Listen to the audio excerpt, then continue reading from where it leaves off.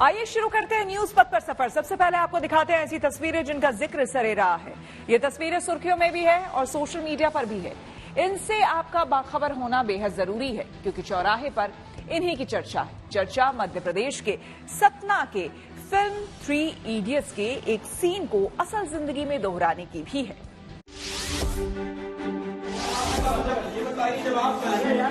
मध्य प्रदेश के सतना का ये वीडियो सुर्खियों में है, जिसमें एक युवक फिल्म स्टाइल में पेशेंट को बाइक पर बैठाकर सीधे इमरजेंसी वार्ड तक ले आया। उसने अपनी बाइक को न तो हॉस्पिटल के पार्किंग में खड़ी की और न ही मरीज को स्ट्रेचर पर लेटाया, बल्कि बाइक पर बैठाकर ही इमरजेंसी वार्ड के गेट पर पहुंच गया। गार्ड ने उसे रोकने की भी कोशिश की, लेकिन वो नहीं रुका और मरीज को बाइक पर बिठाए हुए ही अस्पताल के अंदर सीधे इमरजेंसी वार्ड में दाखिल हो गया। यहाँ आकर उसने मरीज को बाइक से उतारा और बेड पर लेटाया। इसके बाद बाइक को मोड़कर पार्किंग में ले गया। इस बीच अस्पताल में अफरा तफरी का माहौल रहा। युवक का नाम नीरज गुप्ता बताया जा रहा है। ये अस्पताल का ही एक कर्मचारी है। लोग इस वीडियो की तुलना 3 इडियट्स फिल्म के उस सीन से कर रहे हैं, जिसमें आमिर खान स्कूटी पर मरीज को बैठाकर इमरजेंसी वार्ड तक पहुंच जाते हैं।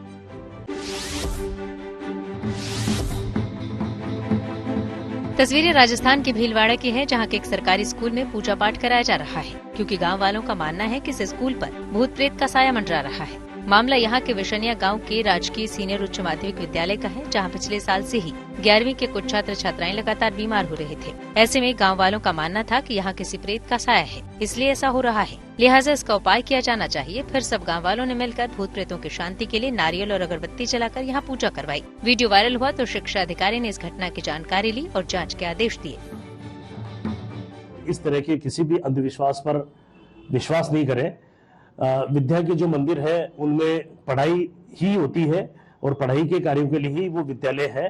और जिला शिक्षा अधिकारी शाहपुरा को निर्देशित किया है कि वो इसकी सत्यता की परख करें और ये पता करें कि इस तरह की कोई भी बात क्षेत्र में नहीं आगे फैले। हैदराबाद का ये वीडियो सुर्खियों में है। इस वीडियो में दिख रहा है कि एक युवक बाइक पर बैठा है और दूसरा युवक उस बाइक को हाथ से खींच कर ले जा रहा है। दरअसल मामला ये है कि बाइक पर बैठे इस युवक ने एक रैपिडो बाइक बुक की थी। बाइक आ भी गई, लेकिन जब वो चला तो रास्ते में ही बाइक का पेट्रोल खत्म हो गया। ऐसे में बाइक चला रहे युवक ने बाइक पर बैठे कस्टमर को अपनी परेशानी बताई, लेकिन वो बाइक से उतरने को तैयार नहीं हुआ। लिहाजा हार मानकर उसे बाइक हाथों से खींचकर ही नजदीकी पेट्रोल पंप तक ले जाना पड़ा। इस दौरान कस्टमर बाइक पर ही बैठा रहा।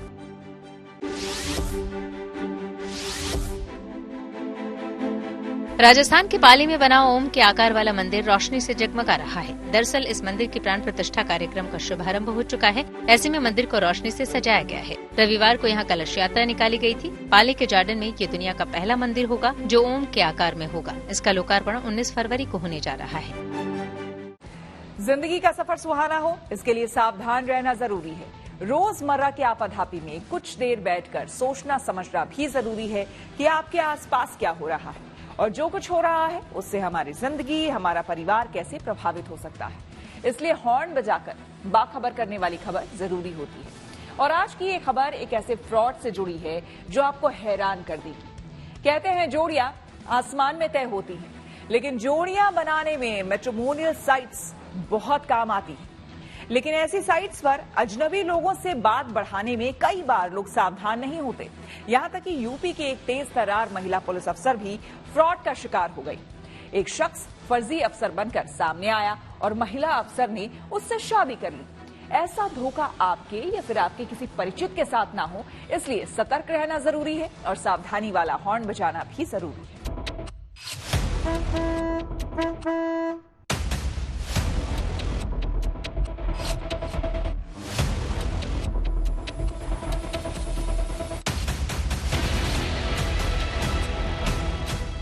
एक तेज तर्रार पुलिस ऑफिसर जिनका नाम अपराधियों के लिए दहशत है, जिनकी चर्चा यूपी में लेडी सिंघम के तौर पर की जाती है। क्या उनके साथ फ्रॉड हो सकता है? क्या उनकी आंखों में कोई धूल झोंक सकता है? नामुमकिन, ऐसा हो नहीं सकता, पर हुआ। यूपी पुलिस की काबिल अफसर डीएसपी श्रेष्ठा ठाकुर एक ऐसे फरेब का शिकार हुई जिससे उनकी जिंदगी में उथल पुथल मच गई। श्रेष्ठा ने जिस शख्स से IAS अधिकारी समझकर शादी की, वो एक ठग निकला। पुलिस अफसर के केस दर्ज कराने के बाद अब उनके पति की गिरफ्तारी हो गई है, लेकिन ऐसा फ्रॉड किसी और के साथ न हो, इसलिए सावधानी जरूरी है, हॉर्न बजाना जरूरी है। सबसे पहले आपको बताते हैं कि श्रेष्ठा ठाकुर के साथ फरेब कैसे हुआ।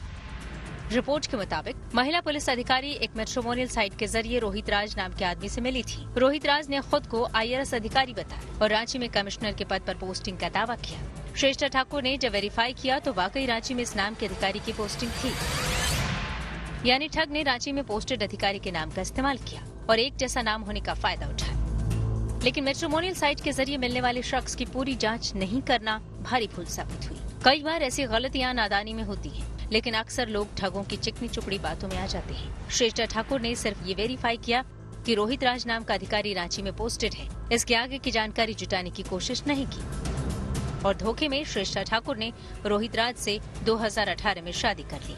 हालांकि शादी के बाद जल्दी ही सच्चाई सामने आ गई, लेकिन शादी बचाए रखने के लिए श्रेष्ठा ठाकुर चुप रही। लेकिन जब रोहित राज उनके नाम का इस्तेमाल करके लोगों को डरा धमका कर पैसे वसूलने लगा तो 2 साल बाद श्रेष्ठा ठाकुर ने पति को तलाक दे दिया। ऐसा नहीं है कि श्रेष्ठा इस झूठ के साथ बहुत दिनों तक जूझती रहीं। उनका कहना है कि शादी के कुछ ही महीने बाद उन्हें इस शादी की हकीकत का पता चल चुका था, लेकिन वो इस शादी को बचाए रखना चाहती थी, इसलिए लगातार वो रिश्तों को सुधारने की कोशिश भी कर रही थी। कानपुर के श्रेष्ठा ठाकुर 2012 में पुलिस अफसर बनी। अपनी क्षमता और एक्शन से जल्दी ही उनके पुलिस डिपार्टमेंट में पहचान बन गई। लेकिन इसे विडंबना नहीं तो और क्या कहेंगे कि अपराधियों पर नकेल कसने वाली अफसर खुद एक फ्रॉड का शिकार हुई। तलाक लेने के बाद भी उनकी परेशानी दूर नहीं हुई, क्योंकि आरोप है कि जहां भी श्रेष्ठा ठाकुर की नियुक्ति होती, रोहित राज वहां पहुंच जाता और लोगों से पैसों की वसूली शुरू कर देता। ऐसी शिकायत मिलने के बाद महिला अफसर ने रोहित राज के खिलाफ गाजियाबाद के कौशाम्बी में केस दर्ज करवाया। आरोप ये भी है कि रोहित राज ने जमीन खरीदने के लिए महिला अफसर के अकाउंट से 15 लाख रुपए फर्जी साइन करके निकाले। पुलिस ने केस दर्ज करके आरोपी को गिरफ्तार कर लिया। उनके पति ने उनके नाम पर फर्जीवाड़ा का जैसे एक पूरा रैकेट फैला दिया था। उनके नाम से वो लोगों को डरा रहे थे, उनसे पैसे ऐंठ रहे थे और जब बात काफी आगे निकल गई तो श्रेष्ठा ने इस रिश्ते से निकलना ही ठीक समझा और उसके बाद फिर शादी के 2 साल बाद उन्होंने तलाक की अर्जी दे डाली। इसके बाद ही पहचान बदलकर धोखा देने और शादी करने की बात लोगों के सामने आई। एक पुलिस अफसर के साथ हुए इस फ्रॉड से लोग हैरान हैं, लेकिन सच्चाई ये है कि मैट्रिमोनियल साइट के जरिए फर्जीवाड़े के ऐसे अनगिनत मामले हैं। ऐसी साइट पर न सिर्फ नाम और पहचान बदलकर फ्रॉड होता है, बल्कि नौकरी और काम को लेकर भी झूठ बोला जाता है।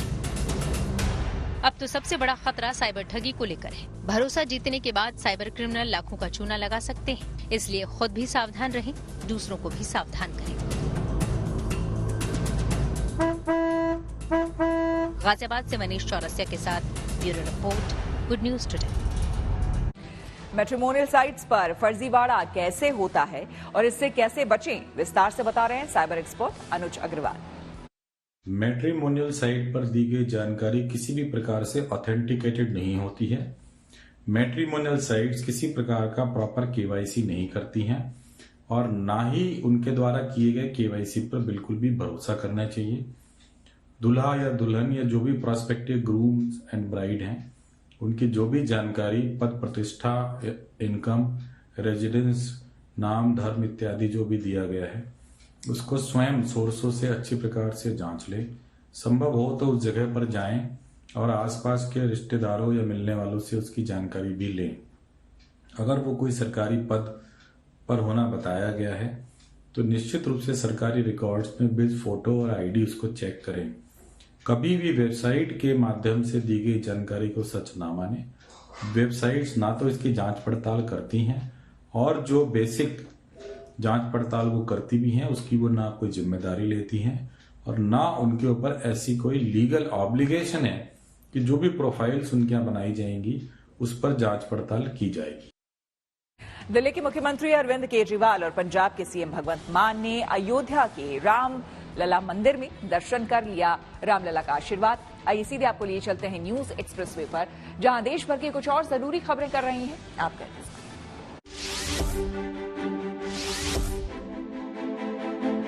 कतर से वापस भारत लौटे नेवी ऑफिसर्स ने घर वापसी पर खुशी जाहिर की है और इस मामले में लगातार कोशिशों के लिए केंद्र को शुक्रिया कहा है। नौसैनिकों की वापसी पर विदेश मंत्रालय ने कहा कि भारत सरकार कतर में हिरासत में लिए गए देहरा ग्लोबल कंपनी के लिए काम करने वाले 8 भारतीय नागरिकों की रिहाई का स्वागत करती है। उन 8 में 7 भारत लौट आए हैं। हम इन नागरिकों की रिहाई और घर वापसी को सक्षम करने के लिए कतर राज्य के अमीर के फैसले की सराहना करते हैं।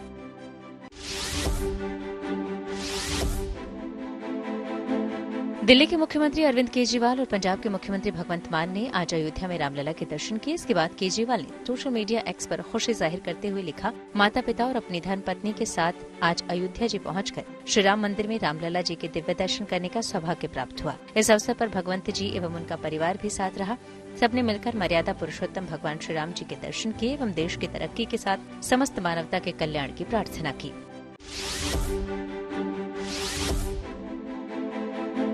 रोजगार मेले के तहत प्रधानमंत्री नरेंद्र मोदी ने वीडियो कॉन्फ्रेंसिंग के जरिए आज 1 लाख युवाओं को नियुक्ति पत्र बांटे। इस दौरान पीएम ने दावा किया कि पिछली सरकारों की तुलना में पिछले 1 दशक में 1.5 गुना से ज्यादा सरकारी नौकरियां दी गई हैं। साथ ही प्रधानमंत्री ने दिल्ली में कर्मयोगी भवन की आधारशिला भी रखी।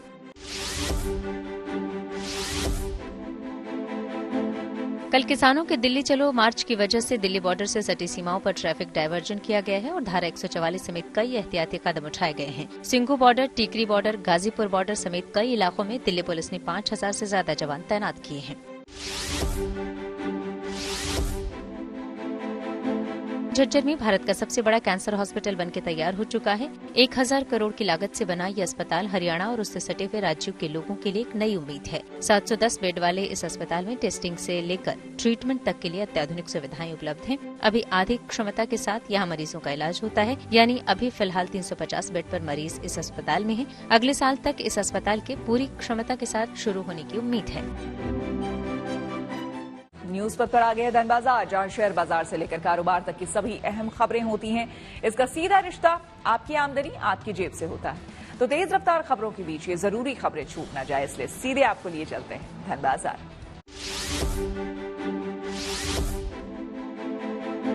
शेयर बाजार में गिरावट रही। सेंसेक्स 523 अंक गिरकर 71,072 पर बंद हुआ। वहीं निफ्टी भी 166 अंक लुढ़का, ये 21,616 पर बंद हुआ। सेंसेक्स के 22 शेयरों में गिरावट रही, जबकि निफ्टी के 34 शेयर लाल निशान पर बंद हुए। फार्मा और आईटी शेयरों में तेजी देखने को मिली।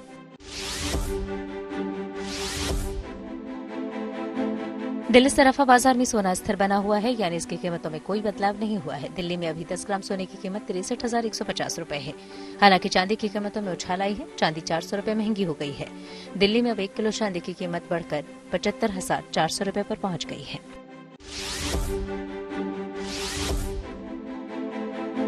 अब भारत के लोग श्रीलंका और मॉरिशस में भी यूपीआई पेमेंट कर सकेंगे। पीएम मोदी ने श्रीलंका और मॉरिशस में यूपीआई यानी unified payment interface service launch कर दिया है। इससे श्रीलंका और मॉरिशस जाने वाले भारतीय नागरिकों के साथ साथ भारत आने वाले मॉरिशस और श्रीलंका के नागरिक भी अब यूपीआई से लेन देन कर सकेंगे। हाल ही में फ्रांस में भी यूपीआई सर्विस की शुरुआत हुई थी। पीएम मोदी ने कहा कि भारत का यूपीआई अब एक नई जिम्मेदारी निभा रहा है, यूनाइटिंग पार्टनर्स विद इंडिया। मुझे विश्वास है कि श्रीलंका और मॉरिशस का यूपीआई प्रणाली से जुड़ने से दोनों देशों को भी लाभ मिलेगा।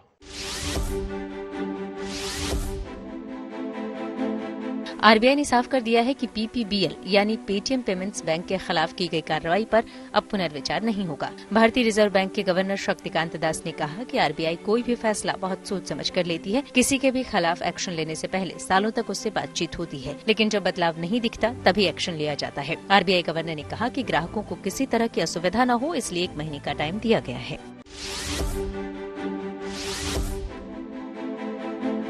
कार कंपनी स्कोडा अपनी पहली इलेक्ट्रिक कार इनियाक को 27 फरवरी को भारत में लॉन्च करेगी। कंपनी ने हाल ही में भारत मोबिलिटी एक्सपो में इसकी झलक दिखाई थी।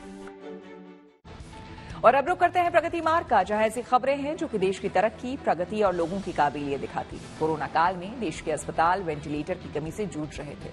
कोरोना पीड़ित मरीजों की संख्या इतनी ज्यादा थी कि हर जरूरतमंद मरीजों के लिए वेंटिलेटर की सुविधा मुहैया कराना मुश्किल हो गया था। ऐसी स्थिति भविष्य में दोबारा ना आए, इसलिए इससे निजात पाने की कोशिश हो रही है।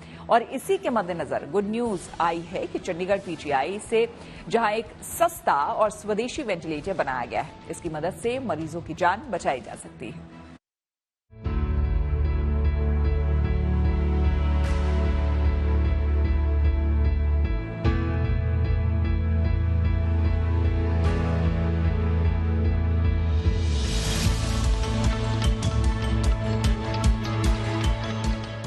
ये कम बजट वाला सस्ता सुंदर टिकाऊ वेंटिलेटर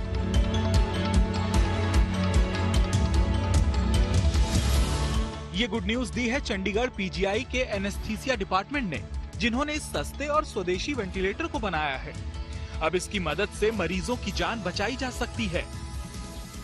इस स्वदेशी वेंटिलेटर का नाम Truoxy plus high flow nasal cannula device है। ये स्वदेशी वेंटिलेटर एक स्वचालित वायु प्रवाह तापमान ऑक्सीजन कंट्रोल सिस्टम से चलता है, जिसके इस्तेमाल से करीब 60% ऐसे मरीजों को वेंटिलेटर पर पहुंचाने से पहले ही आसानी से बचाया जा सकता है जिनको वेंटिलेटर की जरूरत होती है। Standard of high flow nasal therapy device से बेटर है, क्योंकि इसमें नॉट ओनली ऑक्सीजन और की मात्रा डिपिक्ट होती है कि कितनी दे रहे हैं, कितना फ्लो दे रहे हैं, पर इससे हम कार्बन डाइऑक्साइड की मात्रा जो नाक से पेशेंट के मुंह से निकल रही है उसको भी मेजर कर सकते हैं। पोस्ट सर्जरी और सर्जरी से पहले या फिर दिल के मरीज जिन्हें सांस लेने में दिक्कत हो, इन सब की इसकी मदद से जान बचाई जा सकती है। कोविड के अलावा ये कोई भी कंडीशन हो जहां एक्यूट रेस्पिरेटरी फेलियर हो, रेस्पिरेटरी फेलियर किसी भी कारण से हो, उसमें ये काम आएगी। थर्डली, जो पेशेंट्स में लंग्स में फेफड़ों में पानी भर जाता है या हार्ट की बीमारी होती है, कंजस्टिव हार्ट फेलियर बोलते हैं, उनमें भी ये इसमें काम आता है। पल्मोनरी एडिमा, लंग्स फेफड़ों में किसी वजह से पानी भर गया, वहां भी काम आता है। इस वेंटिलेटर को मोहाली की एक कंपनी के साथ टाई अप करके बनाया गया है। इसे बनाने में करीब 3 साल का समय लगा और इसकी कीमत करीब 2 लाख रुपए है। Lalit Sharma, Chandigarh, good news today.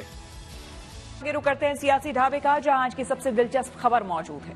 Bihar में आज गजब का सियासी ड्रामा हुआ। नीतीश सरकार को बहुमत साबित करना था, लेकिन आज सुबह तक तस्वीर साफ नहीं हो रही थी। एनडीए के कुछ विधायक विधानसभा नहीं पहुंचे थे। जीतन राम मांझी के रुख को लेकर भी सस्पेंस था, लेकिन एनडीए ने पूरी ताकत लगा दी। खेला तेजस्वी करने वाले थे, लेकिन आरजेडी के ही 3 विधायक पाला बदल गए। खैर, एनडीए सरकार ने बहुमत साबित कर दिया, पर साथ छोड़ने के लिए भतीजे तेजस्वी ने चाचा नीतीश कुमार पर तीखे प्रहार किए। माननीय सदस्य, कुल उपस्थित सदस्यों की संख्या के मतदान से यह प्रस्ताव स्वीकृत हुआ। सदन में वही हुआ जो होना तय था। हाँ, लेकिन कुछ ऐसा भी हुआ कि टेस्ट में 2020 का रोमांच आ गया। कुमार सरकार को अपना बहुमत साबित करना है और जबरदस्त हलचल बिहार की राजनीति में देखी जा रही है। परिवर्तन विधायक निकल रहे हैं अपने काफिले के साथ। जो फ्लोर टेस्ट है उसके लिए आज का दिन अहम है। होटल पाटलिपुत्रा एक्सोटिका में रुके बीजेपी के सभी विधायक अब बस में बैठने लगे हैं। तेजस्वी जो है वो खेल करने की बात कर रहे थे, ऐसा कुछ नहीं होने वाला है। बिहार विधानसभा के परिसर में गजब की तस्वीर थी। वो चल पड़े हैं, वो आ रहे हैं, वो साथ हैं, वो जा चुके हैं। बड़े नेताओं के बनते बिगड़ते एक्सप्रेशन देखकर आंकड़ों का अंदाजा लगाया जा रहा था। चेहरों पर रंग आ रहा था, जा रहा था। पल पल खबर बदल रही थी। हर पल तस्वीर बदलने का संकेत आ रहा था। लेकिन रात भर में एनडीए ने बखूबी डैमेज कंट्रोल किया। खेल की गुंजाइश बन तो रही थी, मगर एनडीए ने खेला होने नहीं दिया।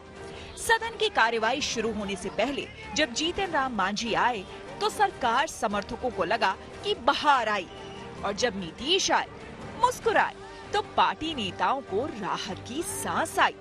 लेकिन विधायकों को लेकर खींचतान कैसी रही, इसका अंदाजा इस बात से लगाइए कि स्पीकर को हटाने के प्रस्ताव पर वोट पड़ा तो बीजेपी और जेडीयू के 5 विधायक सदन में मौजूद नहीं थे। उनको साथ लाने की कवायद लगातार चल रही थी। खड़ा हो जाइए ना, हाँ पक्ष के। खैर, जेडीयू के दिलीप राय को छोड़कर एनडीए के सभी विधायक सदन पहुंच गए। उल्टे खेला आरजेडी के साथ हो गया। आरजेडी के 3 विधायक यानी चेतन आनंद, नीलम देवी और प्रहलाद यादव सत्ता पक्ष की ओर चले गए। इस तरह जेडीयू और बीजेपी का आंकड़ा उपाध्यक्ष समेत 130 तक पहुंच गया। बहुमत से 8 ज्यादा। हाँ के पक्ष में 129, ना के पक्ष में 0। तो 29 है, देखो आप भी 130 हुए। 130 उपस्थित सदस्यों की संख्या के मतदान से यह प्रस्ताव स्वीकृत हुआ। नीतीश का जीत का अंदाजा आरजेडी को हो गया था। शायद तभी तेजस्वी अपनी धारदार स्पीच के साथ तैयार होकर आए थे। जब हमला शुरू किया तो नीतीश कुमार पर खूब बरसे। दशरथ तो नहीं चाहते थे राम वनवास जाए, लेकिन कैकेयी जरूर चाहती थी कि राम जो है वनवास चले जाए। कैकेयी को भी पहचानिए, कौन कौन कैकेयी बैठा हुआ है आपके साथ। कर्पूरी जी जब आरक्षण बढ़ा दिए तो यही जनसंघ वाला ही ना कर्पूरी जी को मुख्यमंत्री पद से हटाया। दिलचस्प बात ये रही कि तेजस्वी अपने भाषण में नीतीश कुमार के प्रति सम्मान तो जताते रहे, मगर हंसते हुए तीर भी चलाते रहे। नौकरियां देने का क्रेडिट लिया तो नीतीश को थका हुआ नेता बताकर एजेंडा भी सेट किया। मेरा डिपार्टमेंट विभाग आरजेडी का में हमारे मंत्री, हम लोगों ने नौकरी दिया 17 महीने में, पहले तो नहीं मिलता था, तो क्रेडिट क्यों ना ले। महोदय, तेजस्वी जी को जरूर पता है, हमसे भी बात हुई थी कि इन नियुक्तियों से संबंधित सारे सैद्धांतिक फैसले हमारे शिक्षा मंत्री रहते लिए गए थे। विश्वास प्रस्ताव पर बहस के दौरान नीतीश हमेशा की तरह गंभीर दिखे, लेकिन कोई मानसिक उलझन उनके चेहरे पर साफ थी। शायद सबसे ज्यादा उन्हें तेजस्वी का ये सवाल परेशान कर रहा होगा कि बीजेपी के साथ भी कितने दिन रहेंगे। ए मोदी जी के गारंटी वालों, क्या मोदी जी गारंटी लेंगे, फिर से पलटेंगे कि नहीं पलटेंगे, जरा बता के दिखा दो। हम अपने पुरानी जगह पर आ गए जहां से हम बहुत पहले से, और अब हम पुरानी जगह पर आ गए हैं। अब सब दिन के लिए हम आ गए हैं, आप चिंता मत करिए। आमतौर पर नीतीश आक्रामक शैली नहीं अपनाते, लेकिन जाहिर कर ही दिया कि महागठबंधन की सरकार में आरजेडी की तरफ से धांधली हुई और उसकी जांच होगी। जंगल राज का जिक्र करना भी वो नहीं भूले। अनेक लोगों को पता चला कि कितना लाख लाख दे रहे थे सबको इधर उधर करने की। अच्छा, अब कहां से पैसा आया, कहां से पैसा आया, हम सबका जांच करवाएंगे। और हमारे पहले इनके पिता को और इनकी माता को 15 साल तक काम करने का मौका मिला, तो क्या हुआ था बिहार में जी? क्या होता था? अरे शाम में कोई भी आदमी घर से बाहर निकलता था, आप जरा सोच लीजिए, और कहीं कोई सड़क था, कहीं कोई रास्ता था। बिहार में अब नई सरकार है, हालांकि मुख्यमंत्री नीतीश कुमार हैं, पर सरकार जिस बहुमत पर टिकी है वो विधायकों के पाला बदलने का जो अंदेशा है उसे देखते हुए चुनौतियां कई हैं। बिहार में बीजेपी के नए नेतृत्व से भी नीतीश को ट्यूनिंग बनानी होगी। अरे हम ईमानदारी से काम करेंगे, कोई भी आके जांच कर ले, कोई भी किसी तरह का हमसे प्रश्न पूछेगा हम जवाब देंगे, हम रोएंगे नहीं, भटकाएंगे नहीं। फिलहाल नीतीश कुमार की सबसे बड़ी चुनौती छवि को लेकर है। बार बार साथी बदलने की जो तोहमत उन पर लगी है उसे विरोधी हथियार बनाएंगे। जनता की नजरों में दमदार मुख्यमंत्री बनने के लिए वो क्या करते हैं ये देखने वाली बात होगी। शशि भूषण और रोहित कुमार सिंह के साथ bureau report, good news today. News पर के सफर में अब सोशल अड्डा का रुख करते हैं, जहां आज बात एक नए अवार्ड की जो कि सोशल मीडिया इन्फ्लुएंसर्स यानी कि प्रभावशाली लोगों को दिया जाएगा। केंद्र की मोदी सरकार ने पहली बार डिजिटल क्रिएटर्स को सम्मानित करने का फैसला किया है। प्रधानमंत्री नरेंद्र मोदी ने माइक्रो ब्लॉगिंग साइट एक्स पर एक पोस्ट में नेशनल क्रिएटर्स अवार्ड की जानकारी दी। प्रधानमंत्री मोदी ने बताया कि अब सरकार नेशनल फिल्म अवार्ड्स की तर्ज पर नए जमाने के डिजिटल क्रिएटर्स को भी सम्मानित करेगी। प्रधानमंत्री मोदी ने नेशनल क्रिएटर्स अवार्ड के तहत यूट्यूब और इंस्टाग्राम जैसे सोशल मीडिया प्लेटफॉर्म्स पर एक्टिव इन्फ्लुएंसर से खुद को 20 से अधिक कैटेगरी में नॉमिनेट करने की अपील की है। बेस्ट स्टोरी टेलर अवार्ड ऐसे डिजिटल क्रिएटर को दिया जाएगा जो कि भारत की संस्कृति को रचनात्मक कहानियों के जरिए बढ़ावा दे रहे हैं। ग्रीन चैंपियन अवार्ड उन इन्फ्लुएंसर्स के नाम होगा जो कि पर्यावरण को बचाने के लिए असरदार काम कर रहे हैं। अवार्ड में एक category best creator for social change की भी है जो कि समाज में सकारात्मक सकारात्मकता फैलाने और लोगों को सशक्त बनाने में अहम भूमिका निभा रहे हैं। इसी तरह से most impactful agri creator award के जरिए उन क्रिएटर्स को सम्मानित किया जाएगा जो अपने कंटेंट से खेती के नए तरीके बताकर देश के फार्मिंग सेक्टर में सहयोग कर रहे हैं। बेस्ट ट्रैवल क्रिएटर अवार्ड ऐसे क्रिएटर्स के लिए है जो कि देश के पर्यटन को बढ़ावा देने वाला कंटेंट बनाकर लोगों को जागरूक कर रहे हैं। इंटरनेशनल क्रिएटर अवार्ड विदेश के उन क्रिएटर्स को सम्मानित करता है जो भारत की संस्कृति और सॉफ्ट पावर को बढ़ाने में मदद कर रहे हैं। इसके अलावा celebrity creator of the year, स्वच्छता एम्बेसडर अवार्ड और न्यू इंडिया चैंपियन अवार्ड की भी कैटेगरी बनाई गई है। टेक्नोलॉजी के क्षेत्र में काम कर रहे इन्फ्लुएंसर्स के लिए टेक क्रिएटर अवार्ड और देश के फूड कल्चर को बढ़ावा देने वाले क्रिएटर्स के लिए best creator in food category भी शामिल है। इसी तरह शिक्षा के क्षेत्र में काम करने वाले क्रिएटर्स के लिए बेस्ट क्रिएटर इन एजुकेशन और खेलों के लिए best creator in gaming category रखी गई है। सोशल मीडिया पर एक्टिव डिजिटल क्रिएटर्स के लिए शुरू किए गए नेशनल क्रिएटर्स अवार्ड को लेकर हमने कुछ लोगों से बात की और उनकी राय जानी। लगता है कि अब जो एक पहचान कहीं ना कहीं नहीं मिल रही थी सोशल मीडिया क्रिएटर्स को अच्छा काम करने के बावजूद, वो पहचान सरकार देने की कोशिश कर रही है। ये पीएम मोदी या कैबिनेट का अच्छा फैसला है और इससे ये होगा कि जैसे बहुत सारे इन्फ्लुएंसर दिन रात मेहनत करते हैं तो उनको पहचान नहीं मिलती थी, तो उनको प्रॉपर पहचान मिलेगी इससे, और क्या होगा कि उनका हौसला बढ़ेगा। तो ये चीज़ें रहेंगी इनके साथ, और बाकी उनको एक पहचान मिलने से क्या होगा कि उनको रोजगार के अवसर भी प्राप्त होंगे। हम जैसे यूथ के लिए तो बहुत अच्छी बात है, क्योंकि हमारा दिन रात मेहनत होता है यहाँ पे योगा लाइन में, और जाहिर सी बात है कि पूरे भारत विश्व में प्रसिद्ध है आज योगा, और हम लोग सोशल मीडिया के माध्यम से अपने आप को प्रमोट कर पाते हैं, लोग हमें कनेक्ट करते हैं अपने आप को, तो हमारे लिए तो बहुत अच्छी चीज़ है। हम जैसे यूथ के लिए बहुत अच्छी चीज़ जो योगा फील्ड में है, और जो सोशल मीडिया में मैं कह रहा हूँ 90% यूथ आज सोशल मीडिया में एक्टिव है, और उनके लिए तो बहुत ही कहते हैं ऑस्कर वाले कहते हैं ना, बहुत उत्साहित वाली चीज़ है कि अवार्ड मिलेगा उनको, क्योंकि आधे ज़्यादा लोग डिमोटिवेट हो जाते थे पहले, और भारत सरकार का बहुत अच्छी पहल है ये होना चाहिए यूथ के लिए, बहुत अच्छी बात है। लगता है कि फिल्टर भी एक लग जाएगा कि अब कम से कम लोग उस हिसाब का कंटेंट बनाएंगे जो कि अवार्ड की कैटेगरी में फिट बैठता है। हाँ, होना चाहिए ऐसा, और होता भी है कि कितने इन्फ्लुएंसर बनाते हैं अच्छे अच्छे कंटेंट, लेकिन वो लोगों के पास जा नहीं पाता है।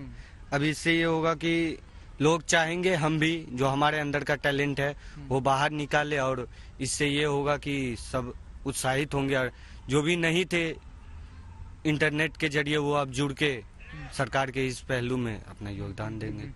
कंपटीशन व्हाट्सएप पर अनजान नंबर को ब्लॉक करने के लिए आया है नया फीचर। जी हाँ, टेक्नोलॉजी से जुड़ी ऐसे ही हर एक जरूरी खबर को जानने समझने के लिए आइए आपको लिए चलें डिजिटल गली।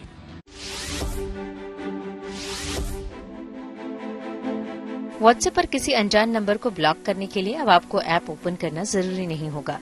दरअसल व्हाट्सएप ने अनजान नंबर को ब्लॉक करने के लिए एक नया फीचर लॉन्च किया है, जिससे आप बिना ऐप खोले लॉक स्क्रीन से भी अनजान नंबर ब्लॉक कर सकते हैं। व्हाट्सएप ने इस नए फीचर का एक वीडियो भी शेयर किया है ताकि यूजर्स आसानी से इस फीचर का इस्तेमाल कर सकें।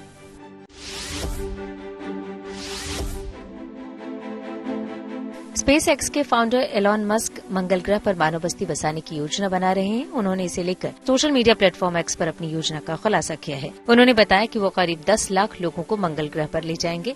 हालांकि ये कब होगा इस बारे में कोई तारीख नहीं बताया है। एलॉन मस्क ने एक्स पर ये पोस्ट किसी दूसरे पोस्ट पर रिप्लाई करते हुए किया है।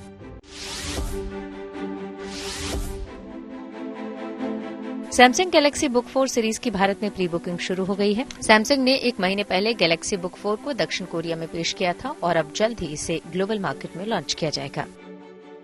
वैलेंटाइन वीक चल रहा है, ऐसे में हर कोई अपने पार्टनर के साथ एक यादगार लम्हा गुजारने की चाहत रखता है। इसी बात को समझते हुए बड़े बड़े होटल्स और रिजॉर्ट्स ने पूरी तैयारी कर ली है। तो आइए आपको दिखाते हैं इस वैलेंटाइन क्या है आपके लिए खास।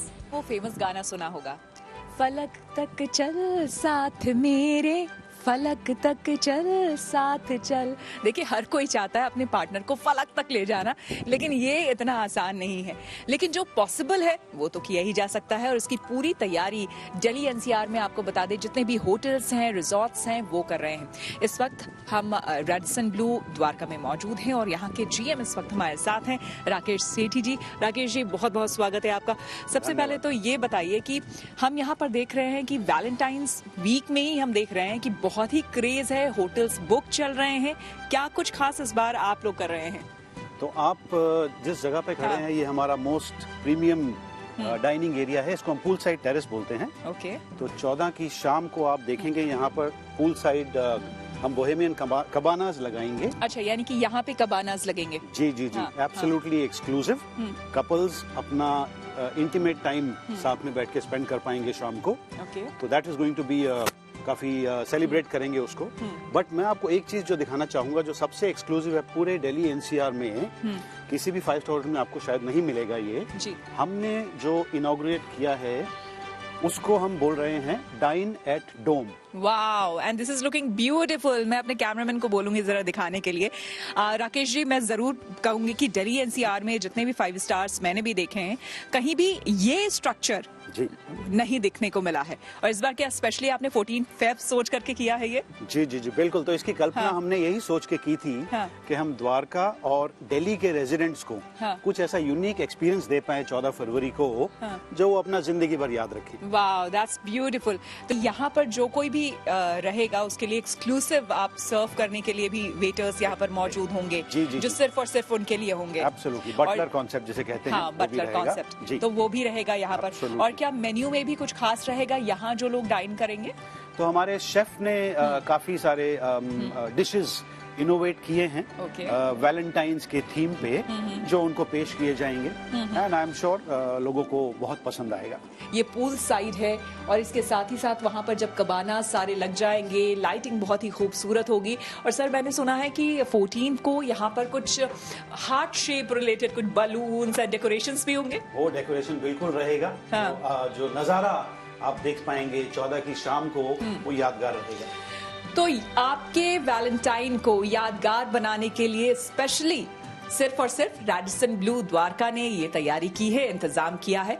तो आप आए अपने पार्टनर के साथ और अपने वैलेंटाइन को मेमोरेबल बनाएं। कैमरामैन अमित के साथ Shweta Jha, good news today Dwarka. तो इसी के साथ न्यूज पत्नी मेरे यानी कि श्वेता झा के साथ फिलहाल इतना ही। देश दुनिया की तमाम पॉजिटिव खबरों के लिए आप देखते रहिए गुड न्यूज टुडे।